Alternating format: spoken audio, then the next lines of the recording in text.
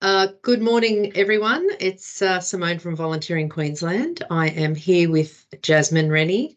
Jasmine was the very recent winner of the Queensland Youth Volunteer of the Year award at the Queensland Volunteering Awards held in May this year at Brisbane City Hall. Welcome, Jasmine, and congratulations. Thank you so much for having me. You're more Thank than you. welcome. So, Jasmine, I'd like the viewers to learn a little bit about you. Can you tell us about Jasmine? Before we get into the deep stuff, just tell us about you. Yeah, well, hi everyone. My name's Jasmine Renny.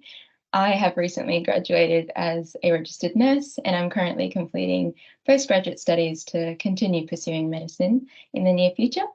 I think away from all my educational and volunteering commitments, singing is something that I've always resonated with. I've always performed as a kid with bands and orchestras and as a soloist. So singing, being very creative in my other ventures, whether it's in my art, just exploring outdoors, that's mostly what brings me joy away from volunteering. Yeah, that's a bit about me. Brilliant. Are you an only child, Jasmine, or are you part of a big family? I have a younger brother, a couple of years younger than me, and he's one of my bestest friends. So there's the four of us, mum, dad, brother, and I, and yeah. That sounds very idyllic. Great. It's lovely to have that introduction. Thank you. So we're here today to talk about one part of your life, and that is the volunteering part of your life. Yeah. My first question is, how did you get into volunteering? Why? What are the influences that made volunteering a part of who you are? Yeah.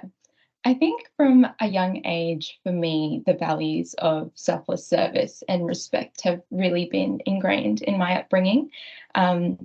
I identify from the Sikh faith, and those are very core tenets of that religion as well. So I think just growing up when you're going to the temple and serving people food and cooking food there, I think that's what initially drew me towards that selfless service. Right. But growing up, I think my why really changed to volunteering for the people, those I serve and those I serve alongside, right?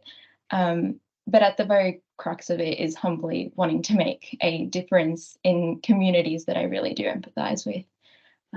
Yeah. Understood. Yeah, right. So it's part of your family growing up, which is often something that we hear, that if you're exposed to something, then that's just a behaviour you also pick up, which is wonderful. And often faith does have a lot to do with that. So that's great. Thanks, Jasmine. And if you could tell us about what sort of volunteering work you've done. You said it started with cooking in the temple, which sounds lovely, and probably getting forced to carry trays around. Yeah, I think that was as a young kid now. Yes. But the current roles that I'm with, and I have been with them for a couple of years now. First one would be Headspace, the National Youth Mental Health Foundation. So I'm on the Young People's Advisory Committee for them. We basically liaise and evaluate previous outreach events and create new ones to encourage help-seeking behaviours amongst young people who may be experiencing mental health challenges, and creating a safe space for them. Second one would be Rosie's. That is, we serve the homeless, and we are friends on the streets for them. For me, the next organisation is Eating Disorders Queensland. I'm a recovery speaker for them, and a peer mentor for them as well. So I go to tertiary hospitals across Queensland to give my input as a lived experience recovered speaker, to help professionals and also interact with people who may be going through the perils of an eating disorder and help them navigate that. I'm also a rehearsal assistant at Sheldon College. I graduated from Sheldon, so rehearsal assistant with all the vocal ensembles there. So it's this is the music. This is the music influence piece. Yes, great. Yes, it's lovely connecting with previous teachers who, once you were learning from, but now you're teaching alongside. So it's just so wholesome to, go back to school and see all the younger kids through those ensembles as well. And yeah, to quickly wrap up, my last volunteering commitment that I work with at the moment is the Young Sikh Professionals Network. So it's an organisation that spans we're a group of 40 volunteers now. We span 7 cities, 3 countries, and we essentially encourage people to positively impact the organisations and communities they work with. And we're rooted in, those Sikh traits of like selfless service and. Okay. So a few observations there, and noting that you want to study medicine, or you are studying medicine. So there's a lot of commonality, isn't there, between all of the roles and volunteering and just your obviously your nature in wanting to give back and help others. So they all tie in really beautifully, and it's really interesting to note too that your volunteering roles, they're not something that's outside of you necessarily. They're something that's part of your life anyway.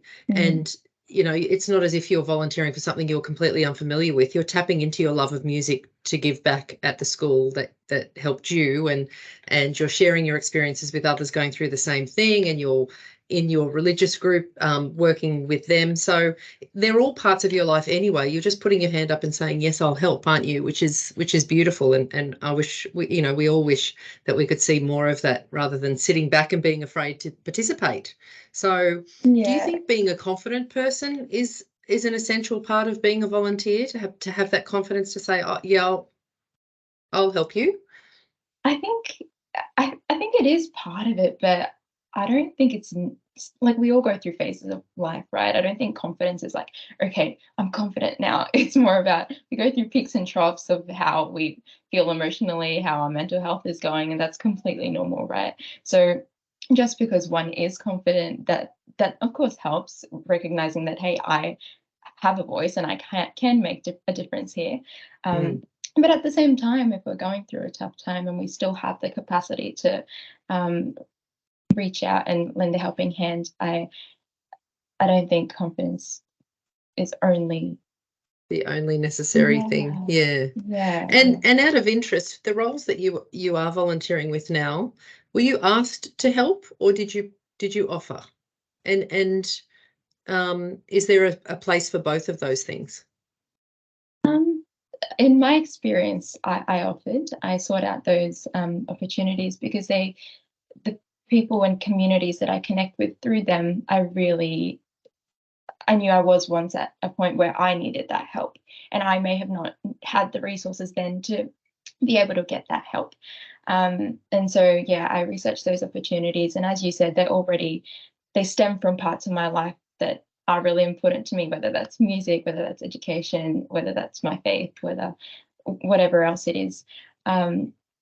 So I did go about finding those opportunities myself. Okay, good to know. There's space for both, I do think. Yeah. If opportunities come your way, my parents always tell me to never say no, and explore them with an open mind, open heart. That's right. And if things don't work out, you can always back away, can't you? Yeah, of course. And speaking of managing commitments, time. So everybody's time poor nowadays, probably even young people more than ever, with the pressures of life and living and expenses and whatnot. So when we often hear that I just don't have time to volunteer, what do you say to those people? I validate what they're feeling, because first of all, it's true, like we have so much on our plate sometimes and we can't find the space. But at the same time, I say that just because we don't have the time right now doesn't mean we may not have the capacity to volunteer and lend a helping hand in the near future or moving forward. And I think exploring where we can, maybe just dabbling into volunteering a little bit. It doesn't have to be, full throttle, a super high dependency commitment for the long term straight away. It can just be a one-off, and seeing, well, how does that make me feel? How does that make the person or people receiving that help feel? Is this something I want to invest in long term? Starting off small and then working your way larger if you'd like. So I think that's what I'd say, but I definitely validate how they're feeling as well. It's tough. And if somebody might find themselves in a role that doesn't suit them or they need to step away from, how would you how would you do that? I mean, in your situation, if medicine becomes too busy, how are you maybe going to step away from some of those roles without the guilt and but to avoid the burnout as well? Yeah, yeah.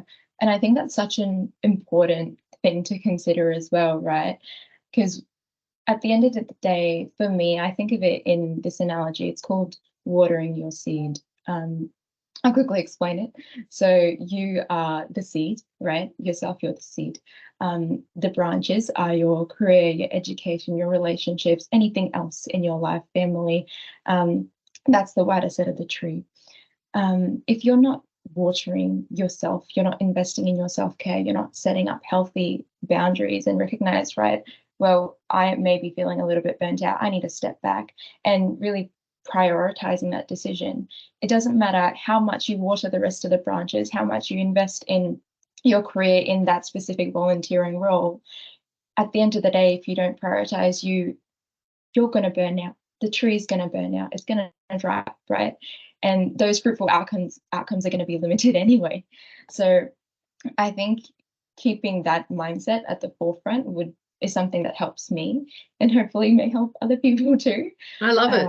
It's a beautiful analogy. I really can see that, everybody's so busy growing their tree that often they aren't watering the source, are they? Yeah. And then everything else suffers. That's really smart. And sometimes we do have to maybe park an area of our lives or switch it off or tone it down, and in the terms of volunteering, stepping away from a role, there's nothing wrong with that. And other people will step up. People often don't step up when there's always somebody doing it for them.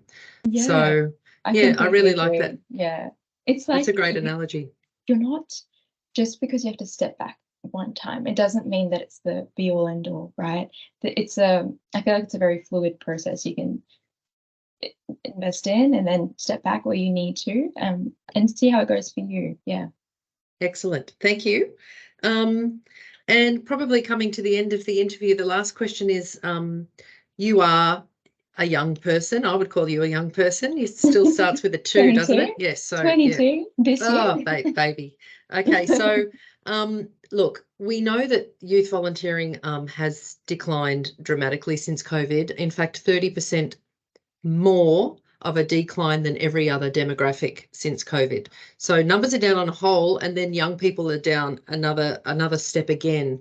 So it's really important to reinvigorate youth. We've got National Student Volunteering Week coming up in August. We really need to help organisations out there attract more people like you. So we've talked about from a person's perspective why they might get into volunteering and how to manage that. But for people that need people like you to help their causes, how might they adjust or reframe what they're currently doing to make it a bit more appealing? Yeah, that's it's a tricky thing to navigate. Hey, but I think if I had to give my 2 cents, yes, it would be to potentially frame those volunteering roles differently.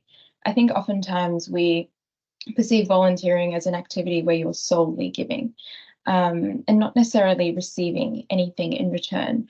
And whilst one may not volunteer for the sake of receiving something in return, it's true that you learn so much about yourself, the extent of your self-awareness, your values, and for me, it really helps me feel at peace. So I think reframing those volunteering roles to be like, hey, you're doing this for other people, but this is what you're getting out of it as well. And those things that you're getting out of it will then ultimately help you prosper in your professional life, your personal life, any other life. Yeah. Yeah, I think it's often reframing it hard would be more it's often hard to quantify. So it's hard to explain to people that volunteering gives you probably more than you're giving out, like you receive more than you get, and there are a million memes and quotes about that. But yeah, it's because it's so hard to quantify what you get. I mean, we've done some reporting around wellness.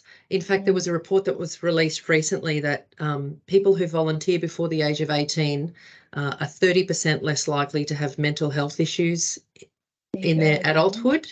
So there's some stats that have come out recently, and we just know anecdotally about the well-being and the good feeling that it gives. But it is more than that. You're right. It's the skill building. Even if you're learning, practicing your English when you volunteer, or getting your confidence up so that you can speak in front of people to eventually use in a job setting. It is those life experiences. Yeah, isn't and it? there's so many roles out there that cross those boundaries too, right? As in that tap into a professional environment, but are still Absolutely. volunteering, or tap into different, lighthearted environments that may help in your professional role. Yeah, 100%. That's great. So thanks, Jasmine. I encourage all people to jump onto their local volunteering peak body in Queensland. That's volunteeringqld.org.au, and search for a role. And you might be surprised. There are some great surfing instructor roles on there. There are some amazing environmental roles, Wow. animal carers. There are all sorts of things. And as you say, good skill building exercises, and just get out there and participate in life, which is wonderful. Jasmine, you've been an inspiration. I absolutely love that you're giving so much back to the community that's helped you in the past, and being a real true worthy recipient of Youth Volunteer of the Year Award. Congratulations. Thank you so much. Thank you so much, Simone. It's so lovely to speak to you, and good luck with your studies. Yeah, thank you. Okay, thanks. Nice speaking to you, and thanks all of you. That was Jasmine Renny, and this is Volunteering Queensland. Thank you. Thank you.